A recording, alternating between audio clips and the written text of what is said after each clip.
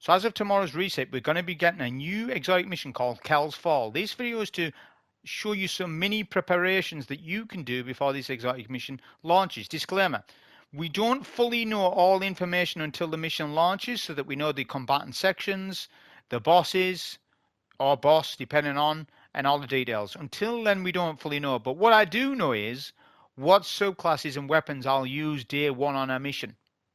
That's what I do know. So this is what stuff should I use on Titan Hunter Warlock day one of this mission? What should you use? So it's already told you it's KELL'S Fall.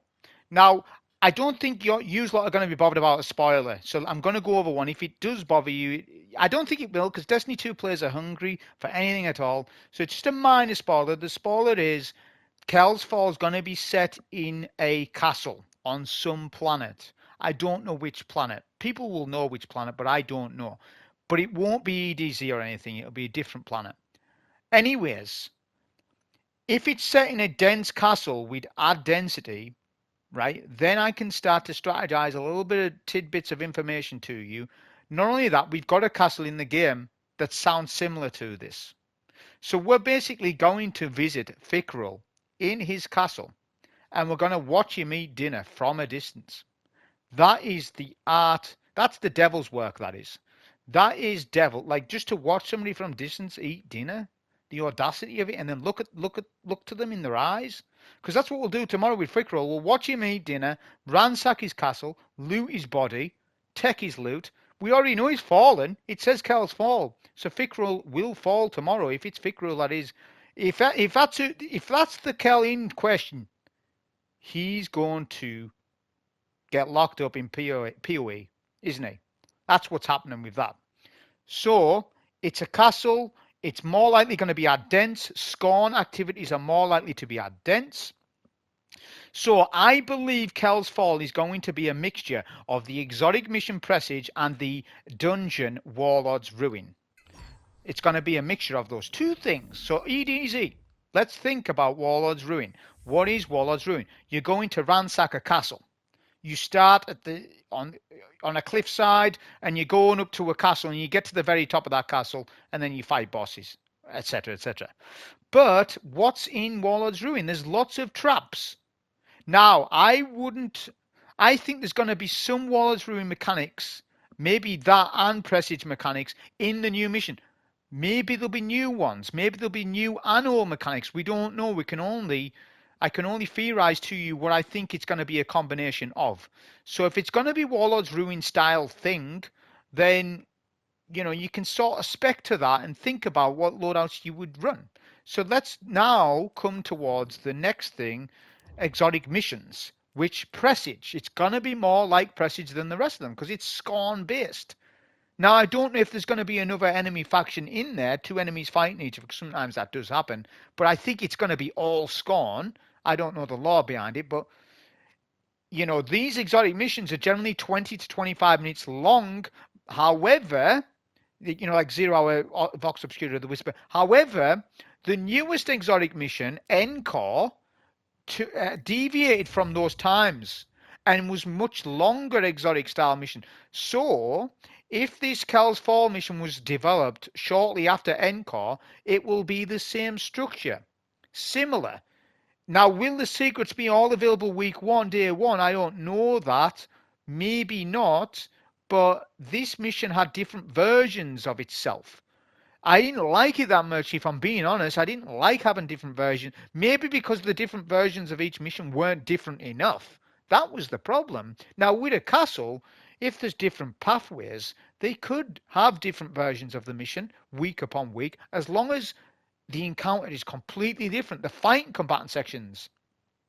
So if it's the same setup to Encore, it's going to be similar time, right? 30 to 40 minutes of a mission, basically, on a day one version of it, where you're trying to figure out where to go, what to do, what the secrets are, etc., etc., etc. Right? So it's going to be sort of like Encore, in a castle, Warlord's Ruin, Presage-esque, right? With add density. Probably you stuck in a small room with a big Scorn boss, Fickrel, in a small room. So These are going to be some of the builds that I would run day one for this mission. First, we'll start with Titan, right? Because I believe those are going to be the saltiest of Titans today. We'll start with that and then we'll work our way. But I'm not here all day. Okay? I can't give you too many builds because people, I could sit here and talk for 18 hours and I'd happily do it straight if you watch the 18-hour vid, but you're not gonna. I'm gonna get my commentary will be on GTA 6 radio station eventually. Rockstar's already approached me. I can talk up to a great lengths amount of time for one topic if you want me to. But I think most of you just want a 20 to 30-minute video. Maybe you just want a 5-minute one, but listen, I'm the long format king. I'm not giving you 5 minutes. It's always a little bit longer because I've got more to say than 5 minutes. So let's talk about the builds. So I'm not going to talk too much about all the builds. I'm just going to tell you what I would go into this mission in day one. I'll give you two variations of a Titan. Then we'll go Warlock, then Hunter. So for Titan, let's get to the right build. First build that I would go into this on a Titan would be Prismatic Consecration build. Now, I know you're going to shout and twine and complain, but that's seriously one of the builds that I would go into this. Okay?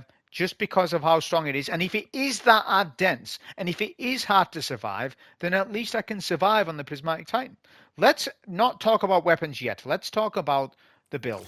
So, Prismatic Titan. Now, it depends on super choice, right? If there's not many ads, I go T-Crash. If there's plenty of ads, I go Glacial Quake. If there's lots of Tormentors, we go Blade Fury, because Blade Fury is very good on Tormentors. It's better than the other two on Tormentors. Trust that. Because you can shackle them. Non-named Tormentors you can shackle. Blade Fury is very, very good Tormentor damage. Whereas T-Crash is better for like instant damage on targets and stuff. And Glacial Quake's better for survivability and overall damage with a bottle popped. From Hail of the Storm. I'll talk about IFAC mods at the end, I guess. Right, so we got Thruster, Frenzy Blade. Now we'll either go Glacier Grenade or Shackle, depending on situation. Consecration, Knockout, of course, always. Fragments are... This is a balanced Prismatic Titan, and we will swap fragments depending on super choice.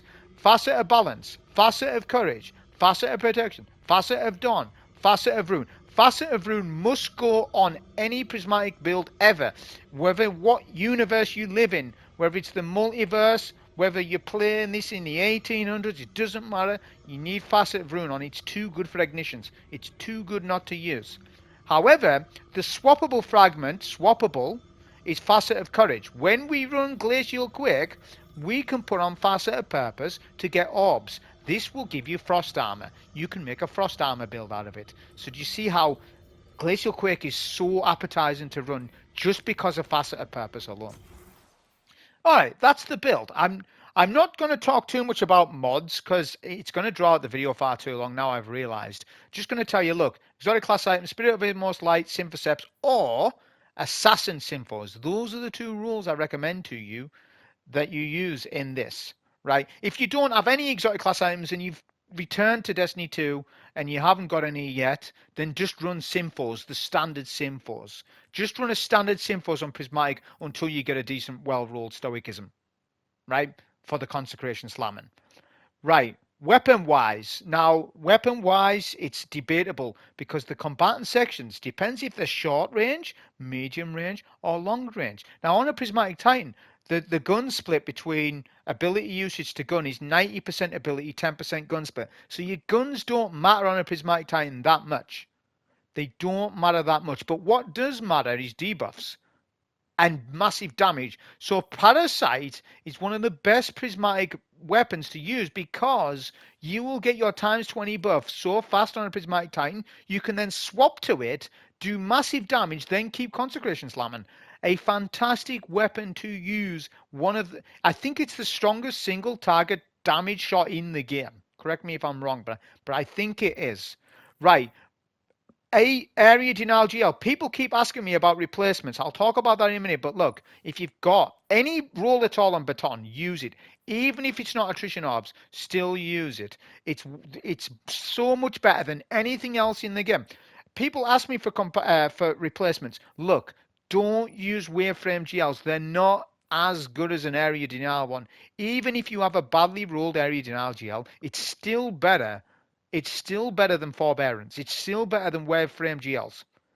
Just avoid Waveframe GLs. So a replacement, right? You have no excuse. Banshee give you it, Guardian. He give you it. Vulture, Loose Changing, Dirty Kindness is your replacement for a good roll Velocity Baton. It is your replacement. Or you run the other one with Heel Clip. Rocket sidearms are your replacements. Arguably, they're sometimes better than an area denial, depending on whether you're fighting ranged enemies or not in the sky. In there isn't. I suppose there's those bat things, right? There's those bat things from Final Shape, so there is those. Right, so there you go. Those examples. Other examples, right? So if you get a good SMG, this one with jolt feedback, use that. I haven't got it. This is the best one I've got with Frenzy. I can't get jolt and feedback on it. It won't drop. But if you do have it, use it. Callous Mini Tools are always a good option. If there's long range engagements and we need to fight from 40, 50 meters away, I might put Duma Chalchis on. Or a kinetic tremor scout rifle. Or I might run Helio, a heel clip incandescent sidearm. Right? This is going to be better on other classes that are not prismatic, though I will be honest with that. You've got Multimac, a God Roll there. We've got Perfect Paradox. We've got Tenacious Mastery with Chill Clip. You've got Lost Signal. You've got the Supremacy. You've got Witherhorde. You've got Revision Zero. You've got so many options. Right, let's go to the next build. Next build is as follows. Right, if you don't want to do Consecration Slamming, but you still want to have high survivability on a Titan, you'd run this. This is what you run. Hammer of Salt. Well, you can run Burnham Maul if the boss is susceptible to that super. Because if the boss is sort of awkward and moving around, Burnham Maul's no good. If the boss is stationary, Burnham Maul is good. So you can differ that up. Rally Barricade, Throw and Hammer, Heal and Grenade, Aspect Soul Invictus, Roaring Flames, Fragments Wars, Ember of Ashes, Char, Empyrean, Solace. This allows you to have an infinite amount of restoration. Then you compare that with guns like Helio with Heel Clip Incandescent. If you want a long range engagement, Adorative. Or if you want to use the Final Shape Pulse Rifle from the raid with Incandescent and Firefly, I think, use that one. Right, so there you go. You've got some options for your energy. Same thing again. You can go Parasite, you can go Anarchy, you can go Grand Overture. I don't recommend Prospector, although Prospector does put out good damage, and I've proved that in the past. Maybe use an LMG, bait and switch LMG. The Pro Memoria, you can use that, depends. So there's all these options for you, and I'm not covering every single one because we haven't got all day to do that. Again, just with Synthoceps. I'm not going to go over mods because it would be too long. Here's another one. Don't look at mods, Guardian. I haven't equipped them. This one will give you infinite restoration. Now, this build was highly useful for Vespers. I got my Soul Force Vespers with this build, with Laurie Splendor. The difference with the fragments is simple. One of them, Ember of Singeing. So when you're singeing targets, right, you're more like, you get your ability back. So you would run solar weapons in this, right? So you would run Dragon's Breath with it. I haven't got it on me to equip it, but I would put DB on with Mini Tool, maybe Supremacy or Shotty, maybe. There we go. There's a build. With Laurie Splendor, you can have a lot of high recovery. I know Kinetic Targeting's on it. Listen, that was from something else. I was doing something silly last time I was on this.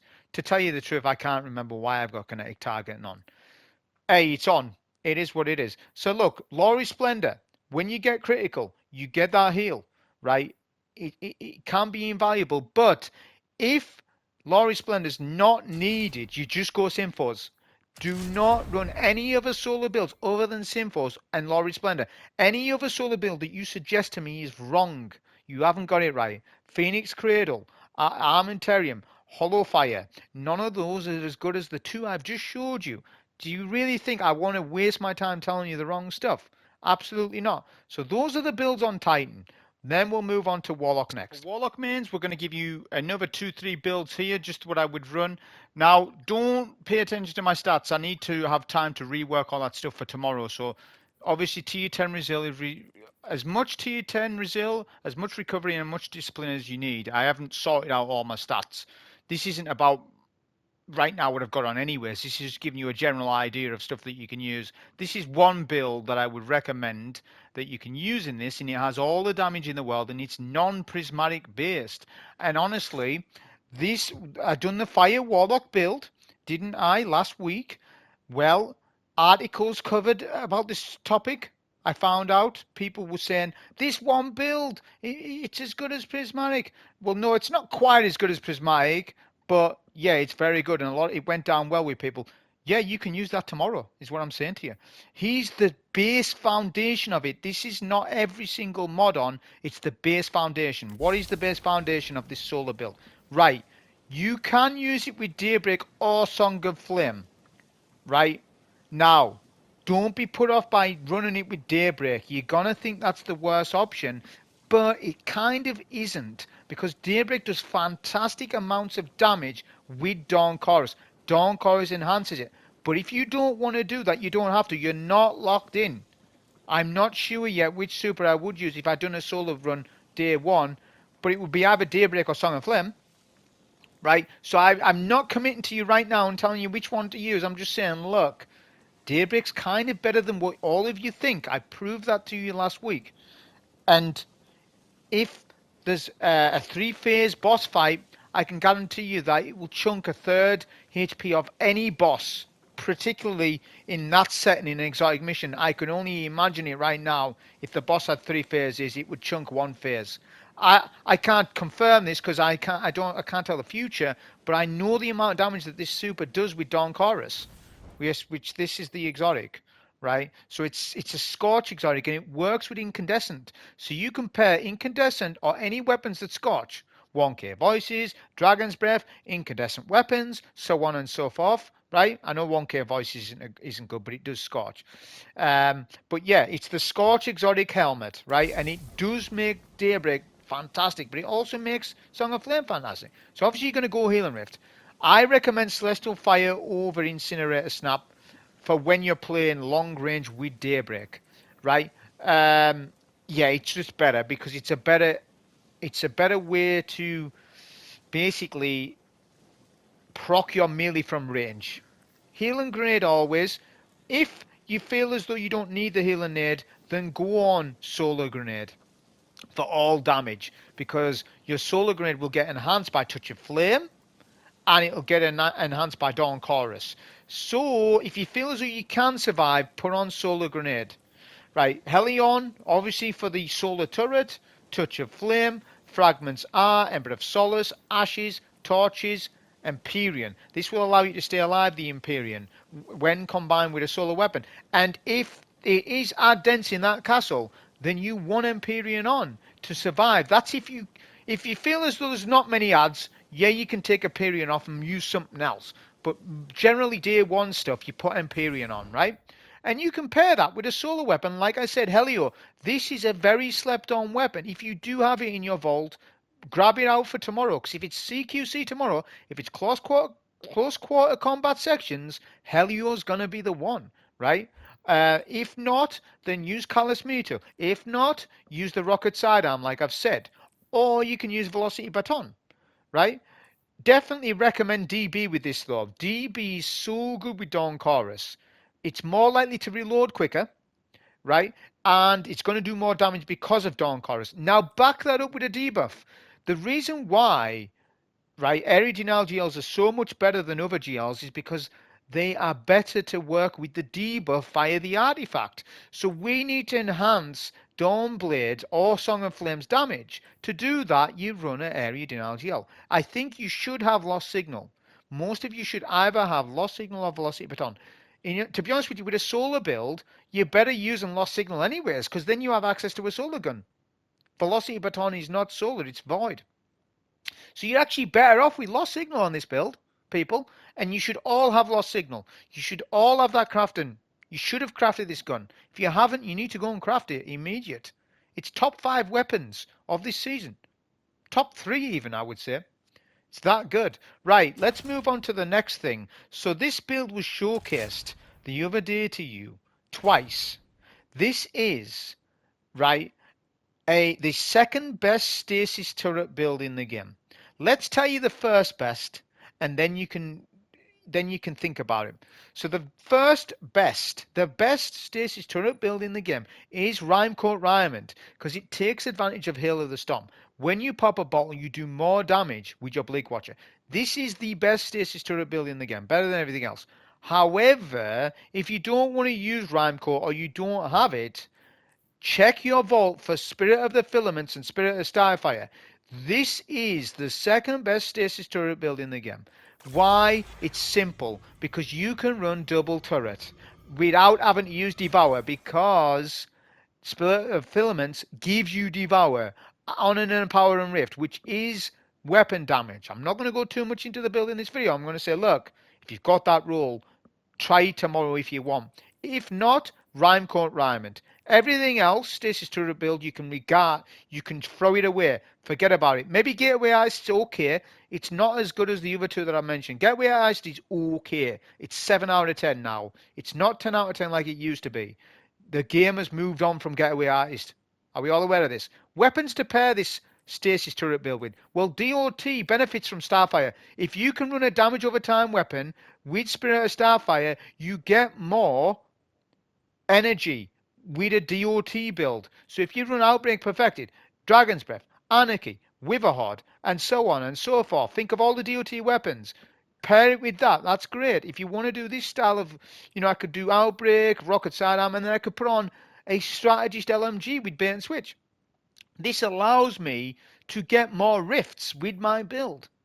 That's an example for you, because in these exotic missions, you need to remember, you don't have to run the highest damage style weapon, because it's about surviving. It's not about DPS per second, unless there's some DPS timer in it, and there might be, but it might be forgiven because we've got that many buffs and debuffs this season. So those are some builds for you for the Warlock. Finally, we'll do the Hunter. So Hunter mains, I'm going to give you two builds, one non-prismatic, one prismatic, to keep people happy. Don't look at my stats. I have not organized the mods on these characters. I'm just giving you the foundation of each build. You then build it out. I ain't giving you dim links. It's too many dim links for me. I'm giving you the foundation. So if the mission, right, is where it's a lot of grounded enemies and you need to do a third of the boss's damage HP wise, then you can pull out the Baby Raiden Flux. If we're just looking at raw damage output, and when we're trying to survive solo, by the way, Strand Hunter can do this as well. Silk Strike's doing similar things to Arc Staff with Raiden Flux, but we aren't here all day. I'm just saying, look, we might be able to pull out the Baby Raiden Flux build, right, which does massive amounts of damage this season, especially the fact that we have access to debuff. We have access to debuff via a GL, so we can increase our damage even more. Raiden Flux does a lot of damage on hunters, for hunters. If you don't want to run that as a non-prismatic build, then Silk Strike. Run a Silk Strike build then instead, right? But let's take you through the basics of a Raiden Flux build foundation-wise. This is better than any Gavin Storm build. Arc Staff beats Gavin Storm by a huge amount because of its usability. Gavin Storm, it got nerfed and then it got buffed with Raiju Harness. I've already tested it. It's still not that good. This is far better. So we run Gambler's Dodge because we want more melee energy. We should have on Disorient and below there. That's what we will be running. Pulse Grenade, we've got Flow State, Lethal Current, but we can put an Ascension on if we want. It's open for interpretation. These are stock fragments, though. Spark of Shock, Feedback, Ions, Resistance. Right? Now you can run Spark of Beacons, which I may run. Right? So we can take off Spark of Feedback, put Spark of Beacons on, which I may do this, so don't quote me. When you run an arc special weapon and you're amplified, you're going to buff a weapon like Exodus. You will blind enemies. If you want to use a Jolt Feedback with this, a Volt Shot Indebted Kindness, the one I showed you earlier, you can run that and you'll blind all the ads. It's a way of surviving on this build. Or you can run Exodus with Mothkeeper Wraps. I've already showcased that build to you as well countless times. I've showed it off. I have the video footage. I've showed you it. So if you want to do the Mothkeeper's build, you can do that as well. So that is the base information for that one. Let's go to Prismatic. So this is going to be the best prismatic class item that you can get. Don't look at my stats, Guardian. Cover your eyes. I haven't sorted out all the stats yet on all this stuff, which I'll do it, tomorrow. I'll do it later on or whatever. Obviously, you always aim for tier 10 resil. You get no gain over tier 10. We know this. It's just I haven't sorted out my stats. So the best class item that you can get, and you need to check your vaults, is Inmost Lion Spirit of the Woven Mail exotic. I can't pronounce the word. So this is going to give you damage resistance for free when you throw a grenade. Within Most Light, this is all the time. So you're going to have good Transcendence gameplay, good neutral gameplay when you're staying alive. You're basically more unkillable, basically, with this build. So that class item needs to go on for your prismatic setups. You need to put it on. It's that good. Right? I think a lot of hunter mains, you should have this by now. Surely, hope to God, tell me you've got it. Because this is the best one. Better than all the others. There are other good rolls, but this one is in particular the best one, especially when you're solo. Especially when you're solo. So we compare it with a Silence and Squall. Why? Because we can take advantage of Frost Armor if you run Silence and Squall. We can run Silk Strike instead. If we need more damage, we'll run Silk Strike. But if we don't need much damage, then we'll go Silence and Squall for survivability. Because when we pick up an orb, we will get Frost Armor. There is a Frost Armor build. Or, if it's that hard dense, we go Shadow Shot. Right? So we've got Gambler's Dodge, the Threaded Spike, Duskfield Nade. This is open for interpretation. We can go Grapple, right? You can even go Arc Bolt to a degree. Arc Bolts aren't that bad, but I think Duskfield and Grapple's a little bit better than those other options. Aspects, we can go Winter Shroud, Starless Executioner. You could go Ascension if you really, really wanted to. Ascension and Starless Execution is OP. If you want to do that, you can do that as well. But Winter Shroud's really nice with the Inmost Light playstyle. I will be honest. It is for the slowing and stuff. Staying alive. Fragments. So we've got on Facet of Awakening. Facet of Purpose for Frost Armor. Facet of Balance for Inmost Light gameplay with the class item. Facet of Dawn for Radiant. Facet of Protection for Resistance. That's basically a stock loadout of a hunter. Things can be varied, right? We can have swappable fragments in and out, slightly some of them, but most of them are, they have to stay on. Same thing for the hunter for weapons. You've got lots of different weapons. You can use Mountaintop, Exterus. You can use a chill clip glaive. I have got one. There we go. I've got a Rhyme still, a chill clip one. I've got a few chill clip glaives. So you can use the Rake. You can use Tenacious Mastery. You can use Indented Kindness. Anarchy, right? A Jolt and Feedback Pulse Rifle. You could even use Legend of Accuracy if it's a CQC boss, which is very good on a hunter when you've got Woven Mill. Microcosm. You can use Microcosm in this. Microcosm melted in Encore. So there's all these different weapons and all these different combinations. I'm just here to give you some heads up and tips about it all. Video is probably longer than what I wanted it to be, but that was the video on this. Hope you have a fun day with the KELL'S mission and hope you're watching me eat dinner. That's the video.